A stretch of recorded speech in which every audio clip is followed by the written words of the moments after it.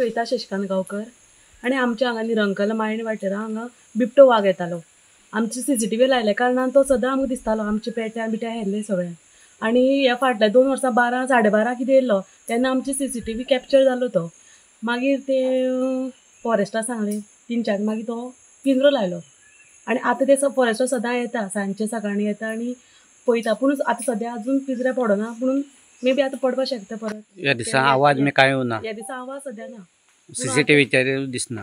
CCTVचेरूच दिसना, आमी चॅक करून पळयता. पूण आतां तो अशी एक म्हयन्यान येता असो. पूण ताका पोरचे खातीर मेळोन न्ही तो आमचो पेटोन. आतां मे बी आतां परत येवपाक शकता तो.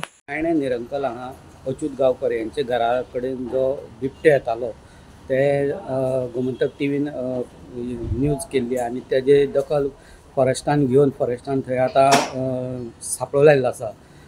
गेले कांय म्हयन्या पासून हांगा रातचो बिबटो येतालो हो CCTV कॅमेराक दिसून येता आणि रातच्या वेळार येवन हो बिबटो कुत्र्याक आनी माजराक घेवन वयतालो.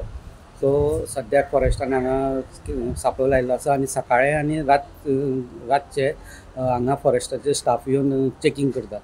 दुसरें म्हटल्यार स्थानिकांनी दिल्ले म्हायती प्रमाणे निरंकला हांगसरल्या गणनाथ देवळा कडेन गेले 3-4 दिसां पासून बिबटो हो वावरता आनी ताका लागून हो दिसाचोय दिसून येता अशें स्थानिकांचें म्हणणें आसा.